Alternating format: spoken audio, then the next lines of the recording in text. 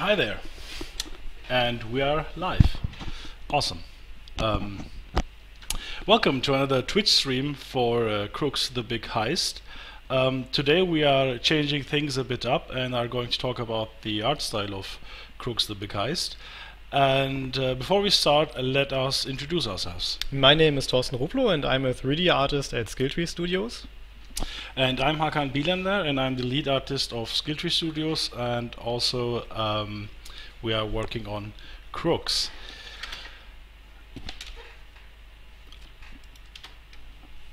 So, what is Crookz? Crookz is a strategy puzzle game that takes place in the 1970s and tells the story of a bunch of crooks. You might ask, why the 70s? Maybe because forensics wasn't invented yet. That's true. But also we wanted a fun and light story, and we wanted to take ourselves too seriously.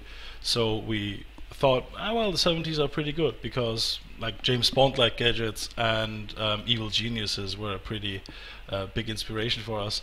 So yeah, that opened up a lot of room for gameplay and fun. Also, we didn't want to be like too absurd like Austin Powers, or not as serious as the movie Bank Job. So and since there aren't that many games in this time period, we thought it would be a nice fit for us. So yeah, after we started researching and gathering a lot of material from the period, we wanted to compress this into 1 or 2 pages of a collage, basically. And that's what you're seeing right now. It helped us and the team to get a feel for the time and period. Yeah. And as you can see in the mood board, we researched all kinds of iconic references like actors and furniture, and even some architectural styles of the 70s. And research like this really helps a lot when it comes to establishing an art style for our game. And here we did expand the mood board a bit with all kinds of typical patterns and some period furniture.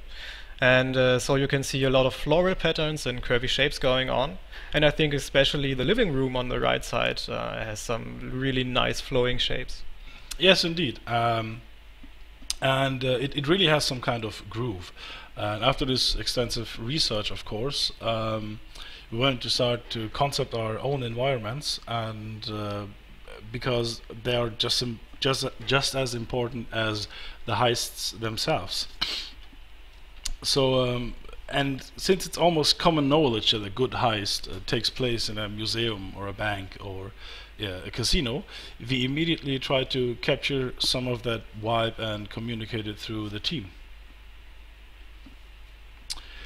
This is our main color palette. Now, for people that don't know what that is or how it works, I will shortly explain it.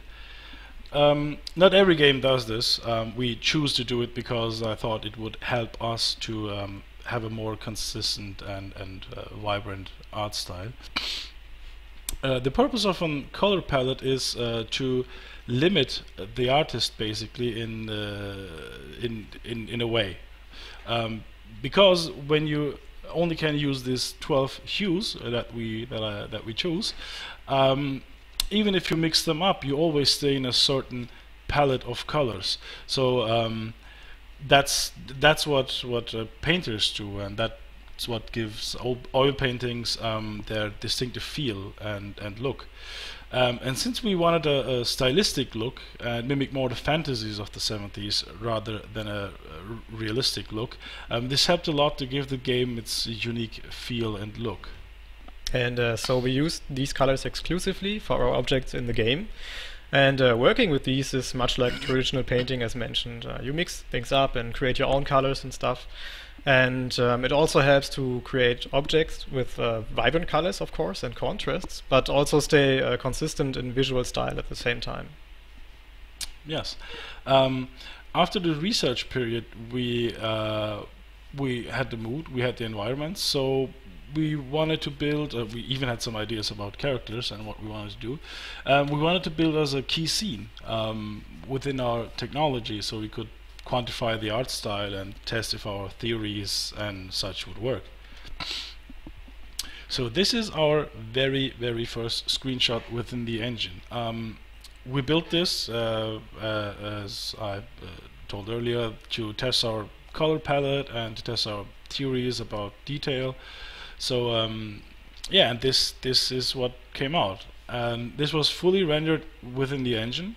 We did some minor color correction within Photoshop, of course, and there was no gameplay, but I wanted it to look like as if there could be some gameplay, because later on we built an UI on top of this, and after we looked at this, we said, okay, this is a style and a vibrance we would like to work with, and the detail level is there. So yeah, we got right into it. Yeah, these are some close-ups of some assets that were in the shot already. Some of them came a little bit later, but they were like key assets that helped us to get into the mood, basically. And to see those in action, I will now give it over to Thorsten, and he will tell us about the style of the heists and how they came to be. So let's take a look at the visual development, especially for the club owner's house, which is kind of placed at the beginning of our game.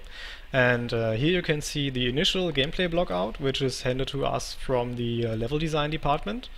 And it obviously contains only the most basic structures for the gameplay, like our basic walls and some guards and switches, and also some doors to establish the desired gameplay, which is quite the present one in the game. Mm-hmm.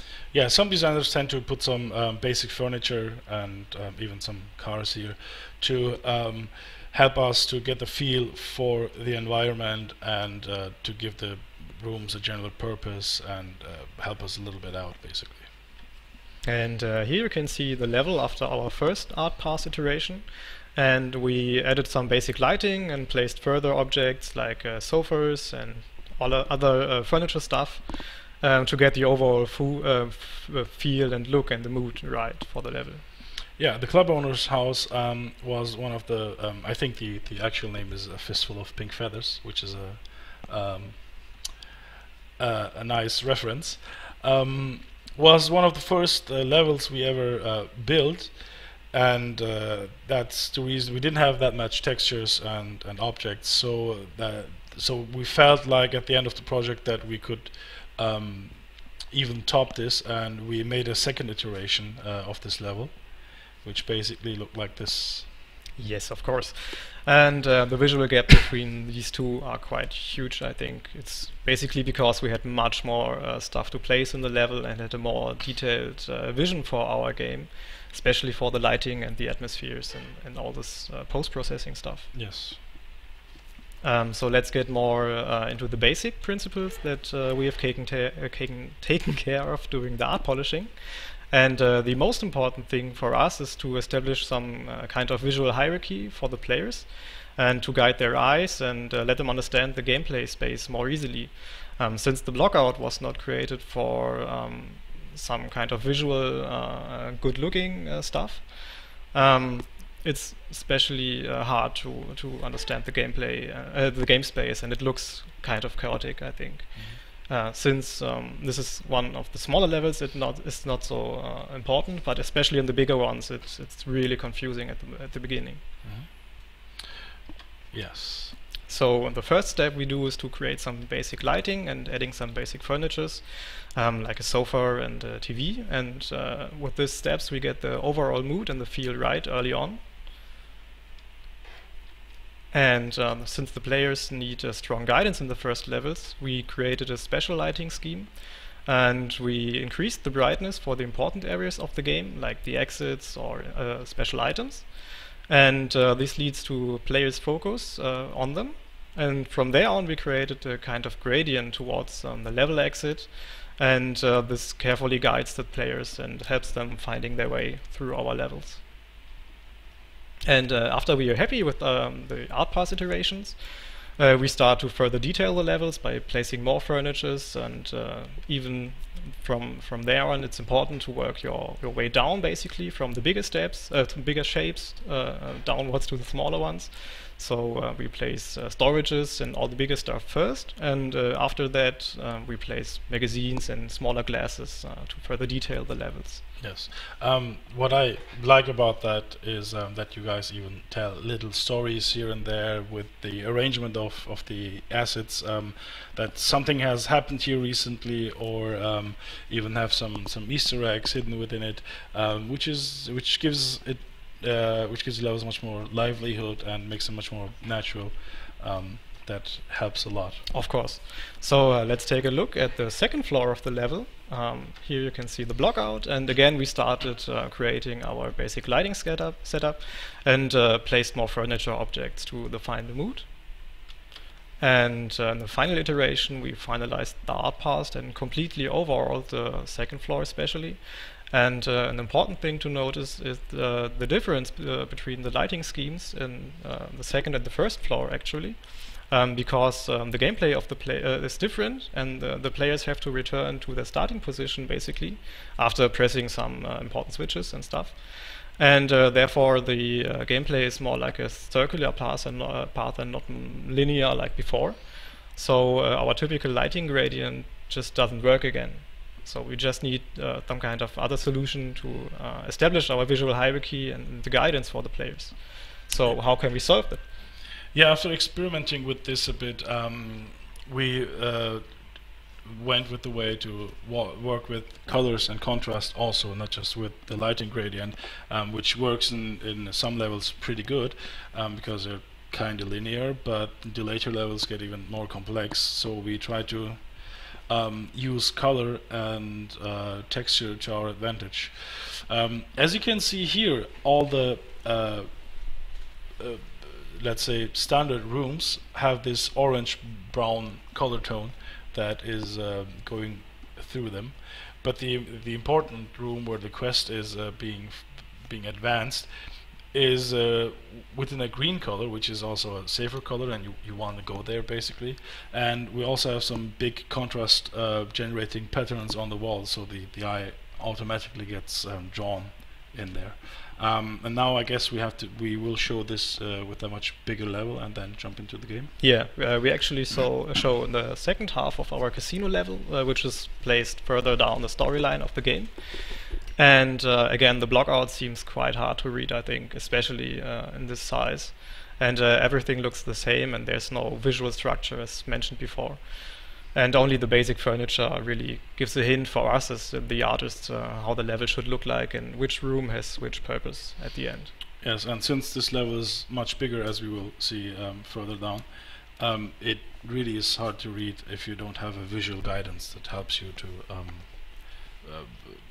give you a visual read on the level, yes, basically. Yes, so here we see the second part of the floor, and it's actually the more important one. The player starts in the upper left in a kind of elevator and has to make his way through the hallway into the special room and steal an important item, and then the players have to go back again to the elevator.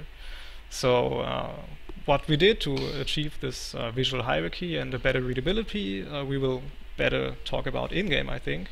So yes, we have one slide and then we'll jump in. I totally forgot about this one. So since this is one of the later levels, there's not only one possible path for the player to play through it, and this is caused by the amount of possibilities the player has, because the characters are much more advanced at this stage of the game, and they have more skills and basically more possibilities. Yes, so and you have also a lot more characters to choose from. You have a much bigger pool. Of course. So no two guys play it the same way. So that doesn't help us to use the same. Okay, this is the way, and there you have to go. Since we can really just easily move them through the levels. Yeah. So it's simply impossible to highlight just one important part for the player. It's just not makeable for us. So now let's check it out in game. And here you can see all this kind of stuff in action, and we have here our starting point, and as you can see we painted our main hallway in red because it's a very important path for the player, and it's also the fastest one, but also the most dangerous one, since we have all these guards and laser barriers and electric floor panels and security things kind of going on. And Also, these adjacent, more common hotel rooms share these yellowish kind of walls, which are more muted in color, since they blend better with the rest of the level and the hallway. Yeah. They also give you the feel that, okay, this is a much more safer place to go through, because you can use those rooms to your advantage. Exactly.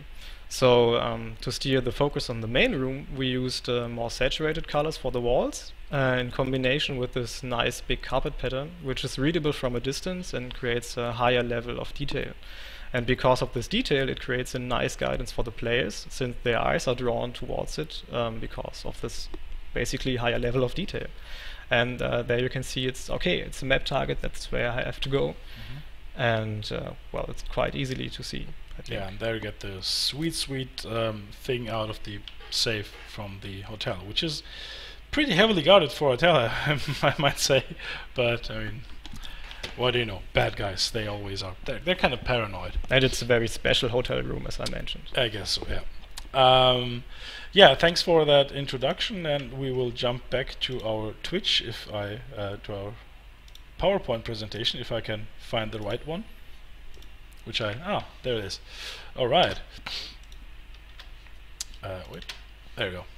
So, wait, I have to adjust some stuff for me. Okie dokie. So, since we talked about the levels, let's talk about our characters a bit, which are pretty, of course, central to the story and have a lot of style and groove to them. This was a drawing that Betty, our concept artist, drew very early in the process. She made it as a fun doodle, basically, just while we were talking about this funny clothing and rooms, how a character of that time, like how a caricaturized crook would look like. And this is what she drew, and it was really fun. We really liked it, and I showed it around the office, and everybody had very positive feedback, and everybody started talking immediately about this. And I thought, okay, this has a vibe. This has something that we could pursue, because it's just not ordinary. And yeah, this was the starting point for our characters. There you go. This is one of the character sheets we had. We had many of them, but this one is pretty special for us, because we had two characters here that made it almost unchanged into the game. The dude on the left, although, didn't make it, but a lot of ideas that we had for him merged with our resident lockpicker, Bishop. And we also scrapped the long code, basically, because it was just creating problems for our animation department and just didn't work right. Yeah, and sometimes the first idea is always the best. So we tried a lot of different outfits for her, but always came back to the original one, because she had style, but also some groove to it, and a little bit of attitude, and that drew us to this character. And we always we, as you can see, played around a lot with different outfits, and since we liked it so much, we have, I guess, an alternative outfit for her within the game. And yeah, and for us, she was always the leader for the Sponge, because she has the most charisma, and just was very, very present within our minds from the beginning. The thing about her is, let's talk about her character a little bit. She's Cleopatra, and she is the leader of those crazy guys you will see. And she's very fast. She can carry much more stuff than other people, and she can run like crazy. And yeah, that's what makes her so unique and special. Have you ever tried to give her an item, the adrenaline item, which makes her basically faster, and she just runs through the level like the Flash? Or yeah, she gets very fast. It looks almost like you broke the game, but it is definitely not. Just looks cool, and she's lightning fast, which is awesome. Yeah, this is Bishop, our lockpicker. We wanted to go for hippie kind of look that like a hippie lockpicker would be. We thought it was fun at the beginning because he would be like laid back and come on dude, but we later realized that is actually not good as a player if you have a lockpicker that is like isn't in a hurry at all. He just doesn't listen to you. So we tried a lot of different outfits, a lot of character traits and personalities and such, and yeah, as you can see, it went pretty crazy. We even have I have no idea why we have a superhero costume, but I guess we have. So yeah, that's fun. So this is what we settled to. It's a much more classic approach, I would say. The idea behind this that he was a hippie, but then he went kind of straight, but a little bit did miss the mark, and he's pretty stiff and sarcastic for a hippie. He's like very kind of angry-ish all the time. I mean, he's an ex-hippie, so I guess it doesn't matter anymore. Yeah, and he's also on the second chain of command of the crew, because he's very respected by them. Although he's a bit arrogant at times because of his perfectionism, I think. Yeah, he has a history with Cleopatra. They go back a long time, and they were working for forever, if you would ask them, probably. And they are the core of the backbone of this team, basically, that carried on and have the leading role.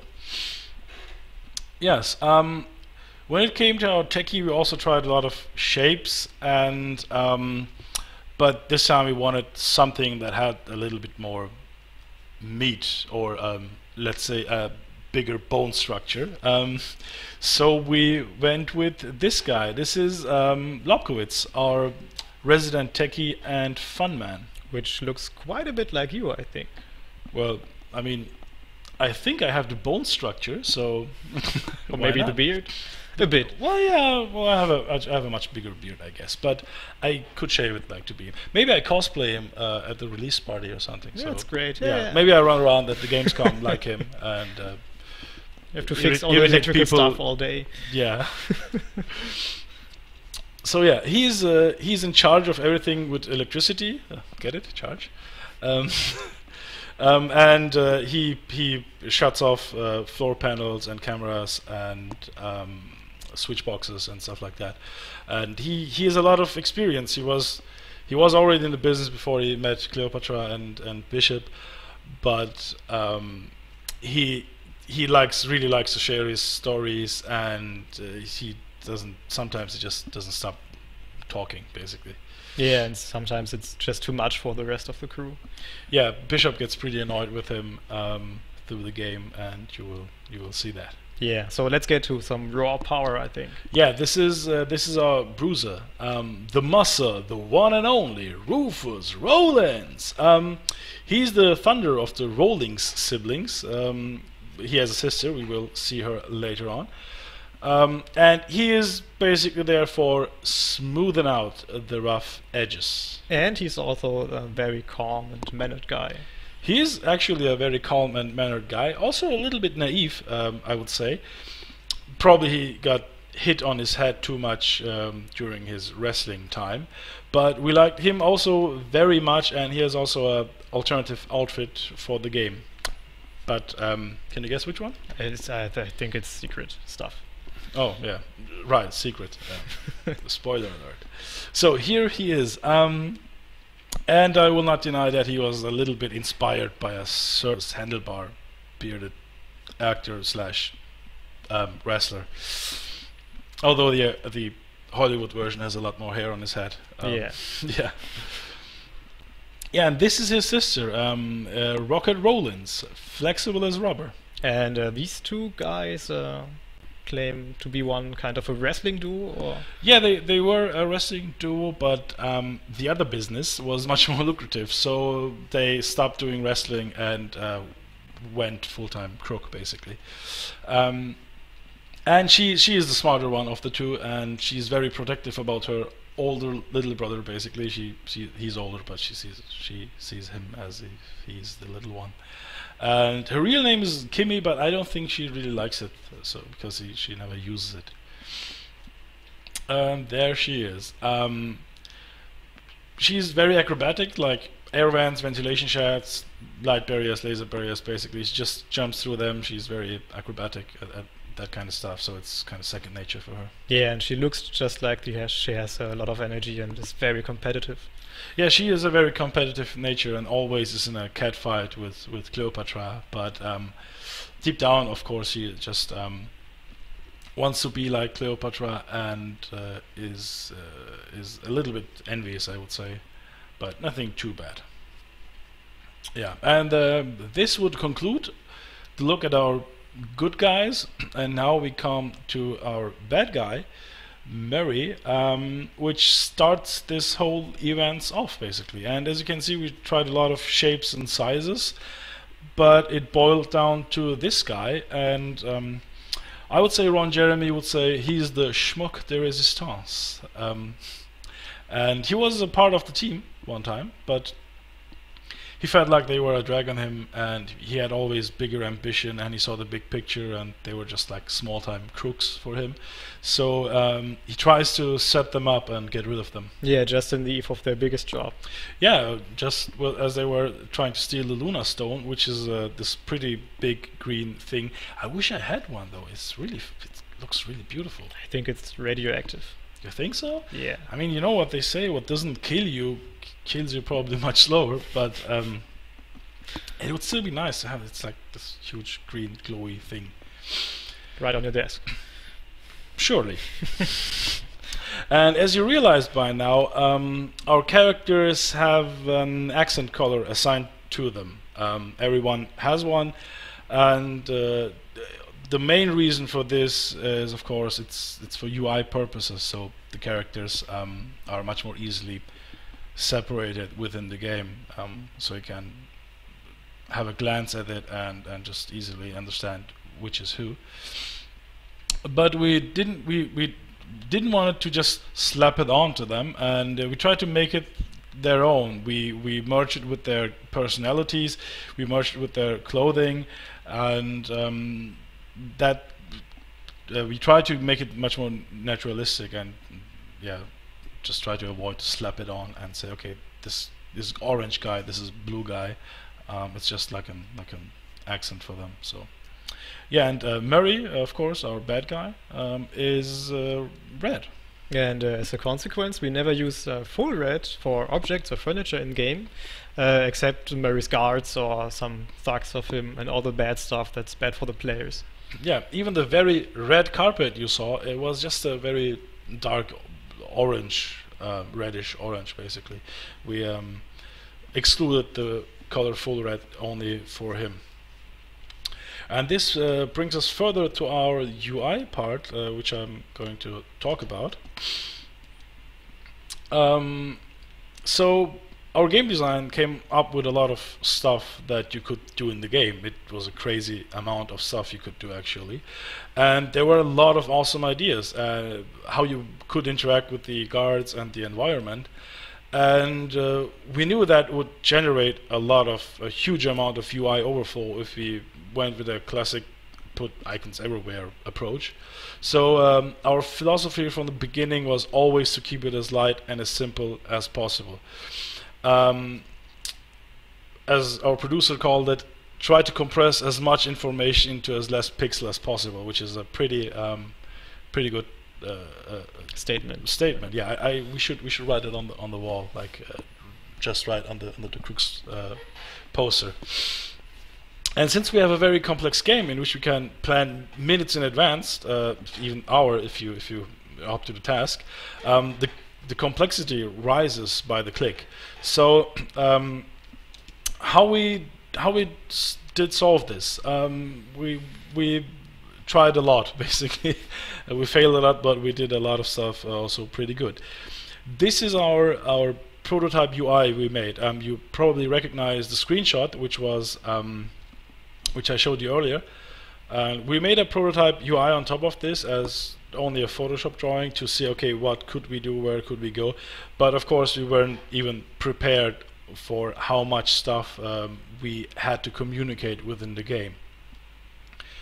So we will jump into the game and see some stuff, and hopefully we will get through it. All right. One of the requirements were from the game design to us that they wanted to. They basically said we should be able to see the status of the objects in the environment with a glance, without just clicking something or without having to brush through icons or menu items or stuff like that. So we came up with this idea that everything that you can interact with has its status already on it, like it's a part of it. As you can see, this room is pretty extreme with a lot of interactive objects, but we put a lot of effort into showing how in what state this object is. For the most part, it really was easy, because everything that has electricity, we could slap a light on top, like a camera or a switch or a switch box, basically. And this communicates directly in what state that object is, because and you can see it pretty easily and clearly if you look. Okay, there are like 4 or 5 green lights, so there is a hotspot of objects that I could use. Also, we try to communicate stuff like locked doors and contraption doors and stuff like that. These doors are only openable by switch. These are not classic doors. They have a switch, a handle somewhere that opens them up, and they always have their own texture.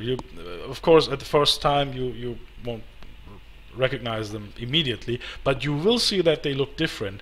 And after a while, you get when you get a little bit a trained eye, you will also directly see how we try to communicate if a door is locked or not. And as you can see, we have a big lock in front of this, and you can directly see, okay, here are 3 locked doors, those are not locked, which is pretty neat. Of course, stuff like shock panels were easier because they have this electricity flowing through them, and light and laser barriers, of course, are this huge barrier of light, basically, that you couldn't miss.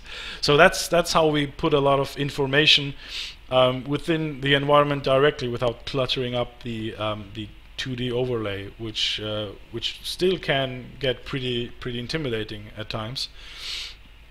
The second requirement for the game design was that they could easily edit their plan and fine-tune it. And I will now just play a little bit to illustrate my point. I will send Cleopatra to pick up this blowtorch, and then I will send her to this door, and then I will say, okay, which one is explosive? Okay, I want to use the explosive, and then I want to go in this room, and oh, there's an item. Let me pick up this. But then I realize, okay, I'm not sure if I want to blow up. Maybe I'll save my dynamite for my explosive charge for something else. And as I see, as I hover on top of it, I see, okay, this is a very loud item. I mean, if this door explodes, the guard here on the right will hear that. So I can just easily click on top of it and say, okay, just wait, delete this one, the explosive. So we only have a wait command. So she comes to the door and waits here, and then I say, oh, okay, the crowbar does the job too and is very silent. So let's use the crowbar. Then I go back and walk a bit, and then come back again to this door and say, okay, now I really want to blow it up. I don't like doors. I want to blow them up all. And as you can see, oh yeah, we have 2 waypoints here right now, and we have a queue. So we try to compress as much information into as less pixel as possible. And but let's say I really don't want to do this. I want the wait command, but I really don't want the explosion. So I can just come here and drag this and leave it here, and it will go away.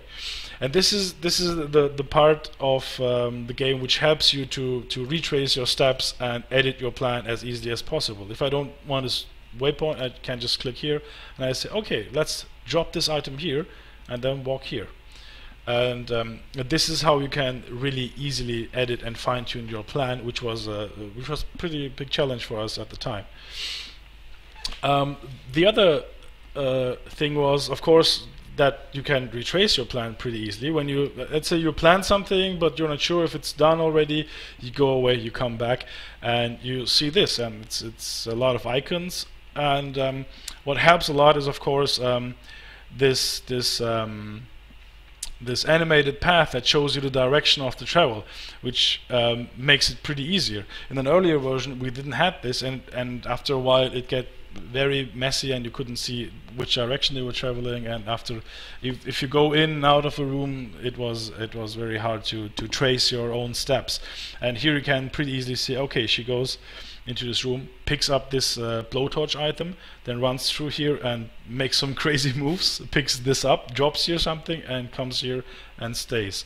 This was and there are only 3 icons basically to tell the whole story, which is pretty neat, I guess.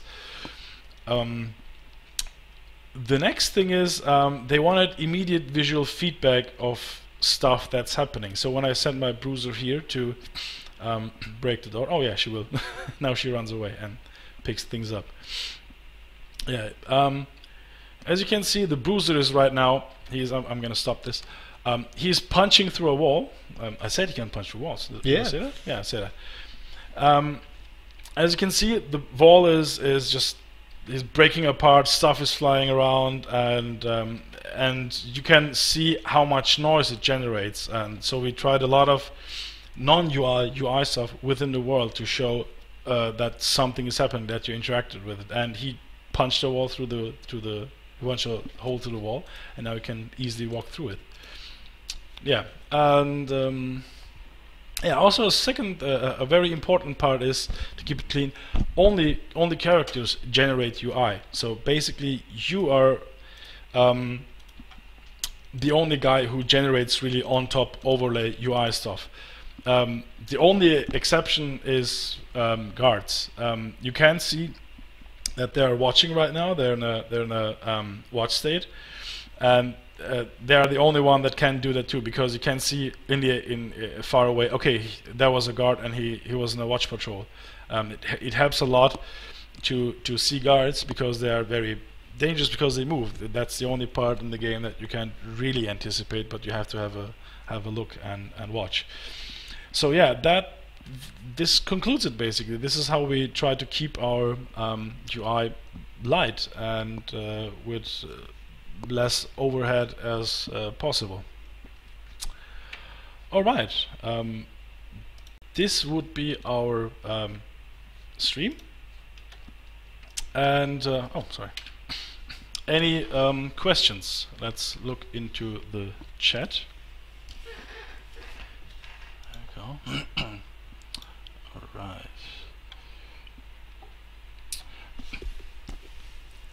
Okie dokie. Here I have one question, which is, was the workload different between those 2 levels, so the first one and the second one we showed earlier? Do you wanna address this? Yeah. So there's definitely a difference between art parsing smaller levels and bigger ones. Since for the smaller levels, you just need more about, say, 5 days maximum, and for the bigger ones you just can take up to a week or 2 weeks even, and it all comes down to your pre-planning, of course, and your visual ideas. So how should the level look and what's desired for the level, and of course then the execution.